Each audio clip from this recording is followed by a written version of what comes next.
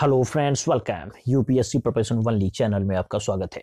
दोस्तों, इस सीरीज में हम लोग कुछ इंपॉर्टेंट क्वेश्चंस पर डिस्कशन करेंगे जो भी प्रीलिम्स के पॉइंट ऑफ व्यू से इंपॉर्टेंट क्वेश्चन होगा।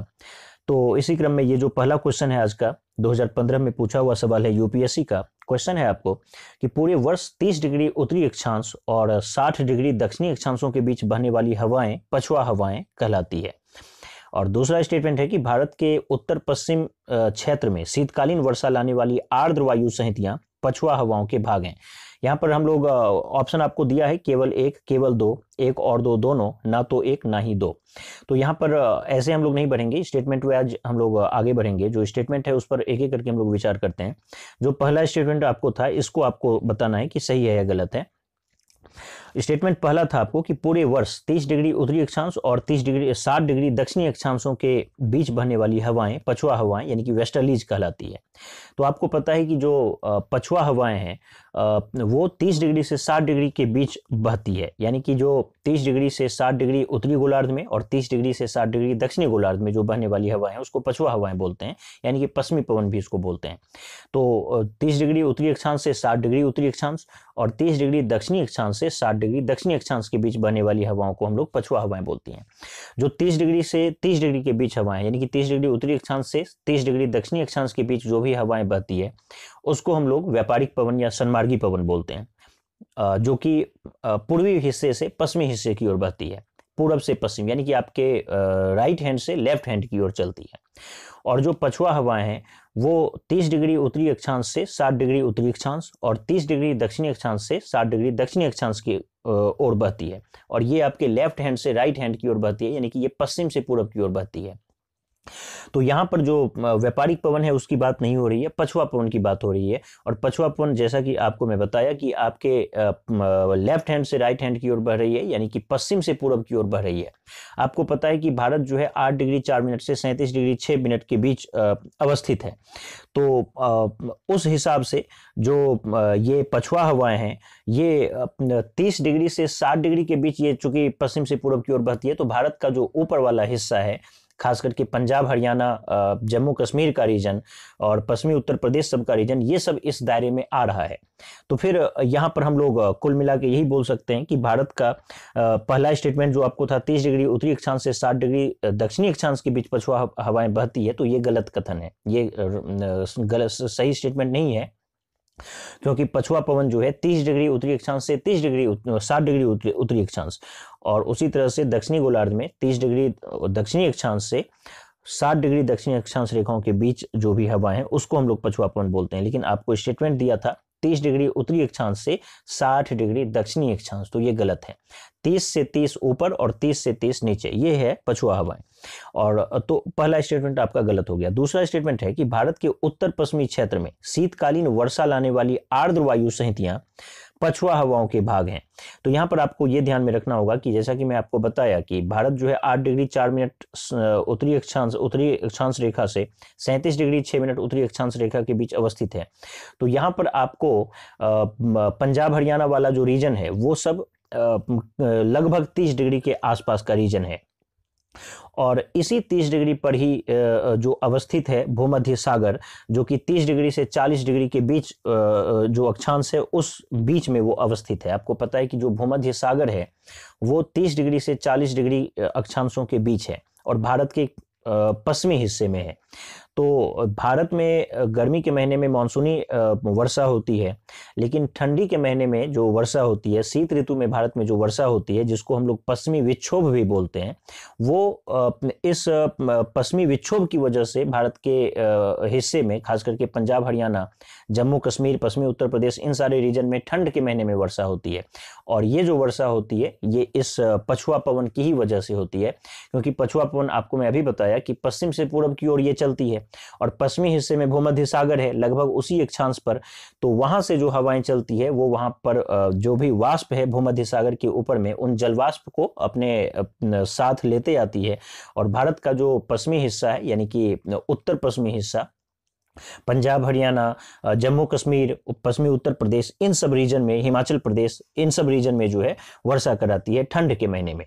तो भारत में जो शीत ऋतु में होने वाली वर्षा है वो पश्चिमी विक्षोभ की वजह से होती है और इसका कारण है पछुआ हवाएं। तो यहाँ पर आपका जो स्टेटमेंट था कि भारत के उत्तर पश्चिम क्षेत्र में शीतकालीन वर्षा लाने वाली आर्द्र वायु सहितियां पछुआ हवाओं के भाग हैं, तो ये बात बिल्कुल सही है। तो पहला स्टेटमेंट आपका गलत था और इस क्वेश्चन का जो दूसरा स्टेटमेंट है ये बिल्कुल सही है।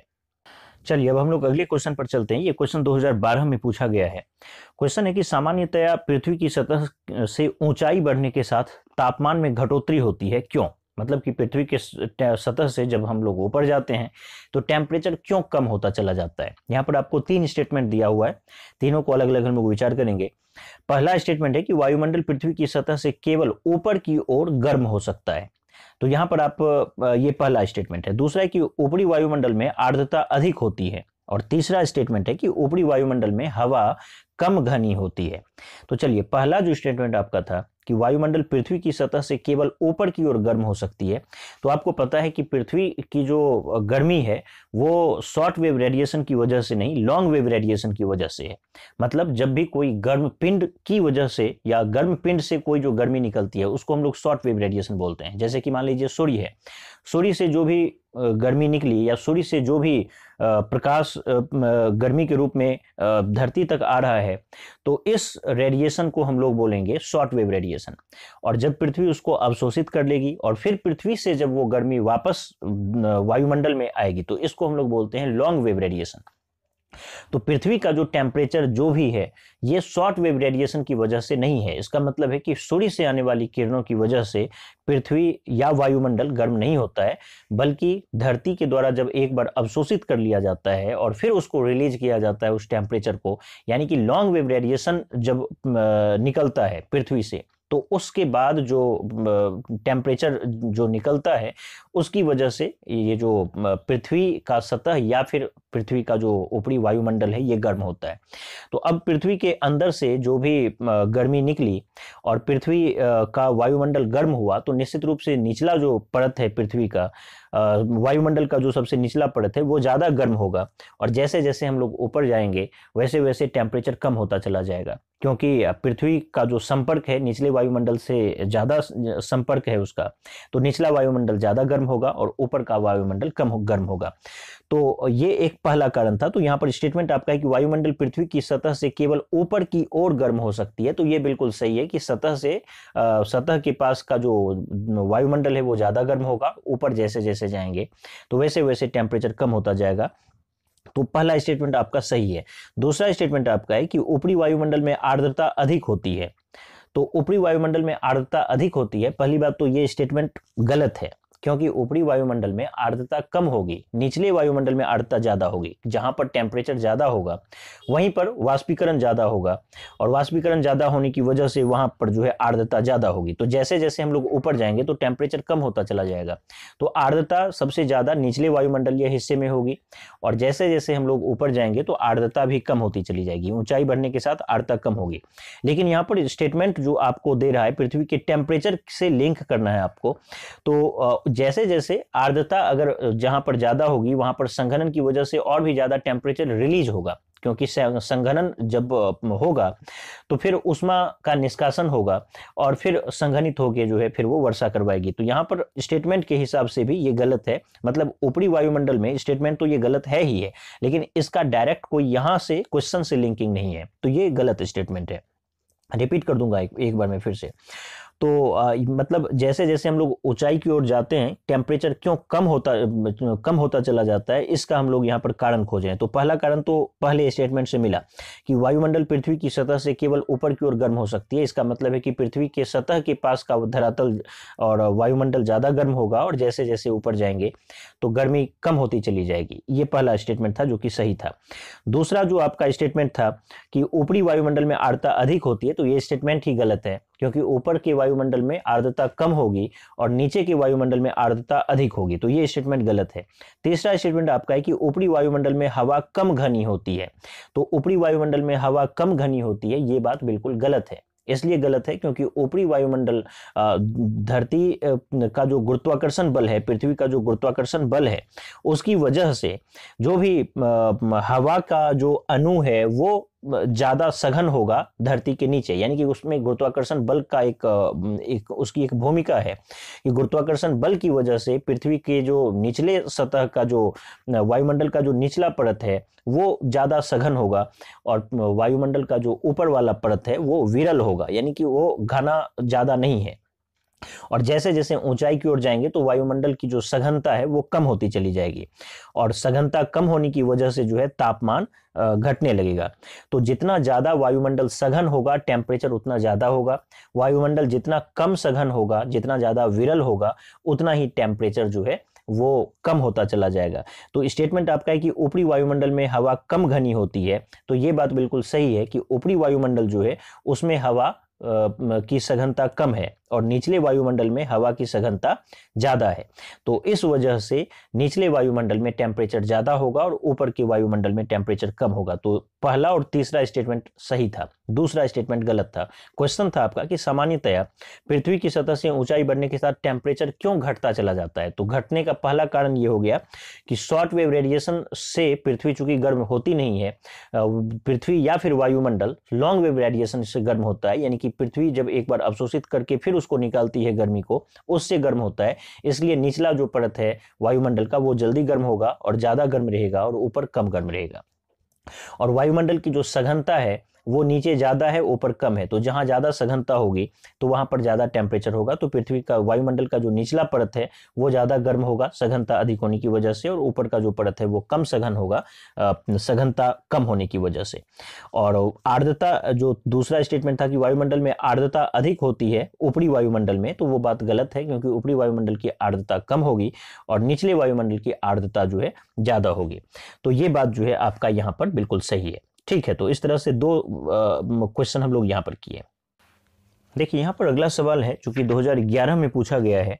क्वेश्चन का है कि उत्तरी गोलार्ध की तुलना में दक्षिणी गोलार्ध में पश्चिमी पवन अधिक सशक्त तथा स्थायी होते हैं, क्यों। यानी कि उत्तरी गोलार्ध में जो है पवन ज्यादा स्थायी नहीं होता है, ज्यादा शक्तिशाली नहीं होता है, लेकिन दक्षिणी गोलार्ध में जो पश्चिमी पवन है, पश्चिमी पवन या पछुआ पवन दोनों एक ही बात है, यानी कि जिधर से पवन चल रही है उसी हिसाब से उसका नाम पड़ा। यानी कि पछुआ पवन यानी कि पश्चिम से पूर्व की ओर जा रही है, यानी कि आपके लेफ्ट हैंड से राइट हैंड की ओर जा रही है, तो आपके पश्चिम से पूर्व की ओर जाने की वजह से इसका नाम पछुआ पवन या पश्चिमी पवन कुछ भी इसको बोल सकते हैं। तो जो उत्तरी गोलार्ध है इसमें पछुआ पवन जो है ये बहुत ज्यादा शक्तिशाली नहीं रहता है और स्थायी भी नहीं है, जबकि दक्षिणी गोलार्ध में जो है पछुआ पवन बहुत ज्यादा शक्तिशाली है और इसमें एक स्थायित्व रहता है, स्टेबिलिटी ज्यादा रहती है। तो इसका क्या कारण है, आपको दो स्टेटमेंट यहां पर दिया हुआ है। उत्तरी गोलार्ध की तुलना में दक्षिणी गोलार्ध में भूखंड कम है, तो भूखंड कम होने की वजह से क्या ऐसा है कि उत्तरी गोलार्ध की तुलना में दक्षिणी गोलार्ध में जो पछुआ पवन है ज्यादा शक्तिशाली है और स्थायी है। और दूसरा स्टेटमेंट है कि उत्तरी गोलार्ध की तुलना में दक्षिणी गोलार्ध में कॉरियोलिस बल अधिक होता है। तो यहाँ पर दोनों स्टेटमेंट पर हम लोग अलग अलग विचार करते हैं। जो पहला स्टेटमेंट है कि उत्तरी गोलार्ध की तुलना में दक्षिणी गोलार्ध में भूखंड कम है, तो ये जो स्टेटमेंट है ये बिल्कुल सही है। जो पछुआ पवन है ये ज्यादा शक्तिशाली होगा उस जगह पर जहां पर कोई अवरोध ना हो, यानी कि मान के चलिए जहां पर स्थल है वो अवरोध का काम करता है, स्थल पर कहीं पर्वत है, कहीं पठार है, कहीं मैदान है, कहीं और भी तरह तरह का अवरोध है, तो उन अवरोधों की वजह से जो पछुआ पवन है उसको बहुत डिस्टरबेंस होता है और उसकी जो गति है बहुत अवरुद्ध हो जाती है। जबकि जहां पर भूखंड कम है, स्थलीय हिस्सा जहां पर कम है, तो वहां पर सागरीय हिस्सा एक बहुत ही लंबी दूरी तक जो है उसको कोई अवरोध पैदा करने वाला नहीं होगा। तो जिन क्षेत्रों में अवरोध कम होगा, अवरोध का मतलब स्थलीय हिस्सा कम होगा, वहां पर जो पछुआ पवन है वो ज्यादा स्थायी होगा और ज्यादा उसमें स्टेबिलिटी होगी और ज्यादा वो शक्तिशाली होगा। और आपको पता है कि उत्तरी गोलार्ध में स्थलीय हिस्सा ज्यादा है, दक्षिणी गोलार्ध में स्थलीय हिस्सा कम है। इस वजह से उत्तरी गोलार्ध में जो है पछुआ पवनों की जो शक्ति है वो ज्यादा अधिक नहीं हो पाती है, जबकि दक्षिणी गोलार्ध में वो ज्यादा शक्तिशाली होता है और ज्यादा प्रचंड होता है वो दक्षिणी गोलार्ध में। तो यहाँ पर स्टेटमेंट आपका था कि उत्तरी गोलार्ध की तुलना में दक्षिणी गोलार्ध में भूखंड कम है। क्या ये एक रीजन है कि उत्तरी गोलार्ध की तुलना में दक्षिणी गोलार्ध में पछुआ पवन ज्यादा सशक्त और स्थायी है, तो ये बात बिल्कुल सही है। और दूसरा स्टेटमेंट आपका था कि उत्तरी गोलार्ध की तुलना में दक्षिणी गोलार्ध में कॉरियोलिस बल अधिक है। तो यहाँ पर आपको ये ध्यान में रखना होगा कि कॉरियोलिस बल जो है वो हवा की गति पर डिपेंड करता है और साइन थीटा के वैल्यू पर डिपेंड करता है। मतलब कि अगर साइन जीरो का वैल्यू जीरो है तो जो इक्वेटर वाला हिस्सा है, भूमध्य रेखा वाला हिस्सा है, वहां पर इसका वैल्यू जीरो होगा, कॉरियोलिस बल का प्रभाव जीरो। और जो ध्रुवीय हिस्सा है वहां पर साइन थीटा यानी कि साइन 90 डिग्री बराबर 1 होगा। तो इस वजह से 90 डिग्री के पास कॉरियोलिस बल का प्रभाव सबसे ज्यादा होगा। तो कॉरियोलिस बल सबसे ज्यादा 90 डिग्री के पास होगा ध्रुवीय हिस्से में, और कॉरियोलिस बल का प्रभाव जो है इक्वेटर के पास सबसे कम होगा। तो यहाँ पर और कॉरियोलिस बल के विषय में आप ज्योग्राफी में पढ़ेंगे अलग से, लेकिन एक लाइन में अगर मैं आपको बताऊं तो कॉरियोलिस बल मान के चलिए एक ऐसा बल है जो हवा में चक्रीय गति उत्पन्न करता है। तो हवाओं में चक्रीय गति उत्पन्न करने की वजह से ही चक्रवात वगैरह आता है। तो जहां पर कॉरियोलिस बल सबसे ज्यादा होगा तो वहीं पर जो है तूफान या फिर जो उष्णकटिबंधीय चक्रवात है वो बहुत ज्यादा वहां पर पैदा होगा। तो यहां पर जो 0 डिग्री है उसके पास जो उष्णकटिबंधीय चक्रवात वो पैदा नहीं हो पाता है, जबकि कॉरियोलिस बल का प्रभाव बहुत ही कम है, नगण्य है। और 90 डिग्री के पास कॉरियोलिस बल का प्रभाव बहुत ज्यादा है, फिर भी वहां पर उष्णकटिबंधीय या चक्रवात जो है वो नहीं उत्पन्न हो पाता है। उसकी क्या रीजन है, क्या कारण है उसका, ये आप अपने बुक में खोजेंगे। लेकिन जो मध्य अक्षांशीय हिस्सा है वहां पर चक्रवात सबसे ज्यादा आता है।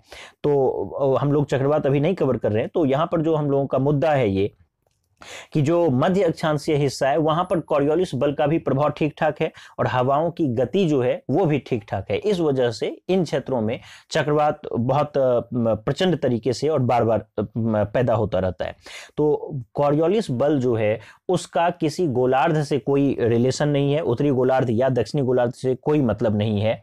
इसका जो मतलब है वो केवल और केवल ध्रुवीय हिस्से और विषुवतरेखीय हिस्से से है।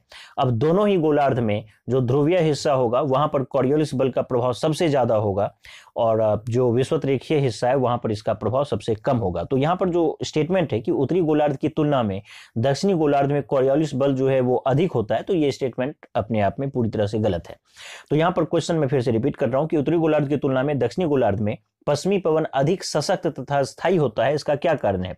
तो यहां पर दिया है कि उत्तरी गोलार्ध की तुलना में दक्षिणी गोलार्ध में भूखंड कम है। तो ये स्टेटमेंट जो है बिल्कुल सही है। इस वजह से चूंकि दक्षिणी गोलार्ध में भूखंड कम है तो यहाँ पर जो पछुआ पवन है वो ज्यादा शक्तिशाली रहता है और स्थायी रहता है, उसमें स्थायित्व एक रहता है। और जो उत्तरी गोलार्ध की तुलना में दक्षिणी गोलार्ध में कॉरियोलिस बल अधिक है, ये बात बिल्कुल गलत है। दोनों ही गोलार्ध में जो ध्रुवीय हिस्सा है वहां पर कॉरियोलिस बल का प्रभाव ज्यादा होगा और जो विषुवतरेखीय हिस्सा है वहां पर कॉरियोलिस बल का प्रभाव 0 होगा। तो इस तरह से ये कुछ क्वेश्चंस को हम लोग डिस्कस किए। क्वेश्चन तो एक बहाना था, मेनली जो कॉन्सेप्ट है उसको हम लोग यहाँ पर डिस्कशन किए। और ये सारा ही क्वेश्चन फिलहाल जो हम लोग डिस्कशन करेंगे वो सब यूपीएससी में पूछा हुआ ही क्वेश्चन रहेगा। तो उम्मीद करता हूँ कि ये वीडियो आपको पसंद आया होगा। आप लोग कुछ सजेशन भी दें कि वीडियो अगर कुछ जरूरत से ज्यादा लंबा हो जाता है तो उसको हम लोग कुछ छोटा कर सकते हैं। और अगर आपको कोई आपत्ति ज्यादा नहीं है तो फिर लगभग इसी सिरे से इसी तरीके से हम लोग आगे बढ़ेंगे। तो उम्मीद करता हूं ये वीडियो आपको पसंद आया होगा। कमेंट जरूर करें जो भी आपका कुछ सजेशन है। धन्यवाद।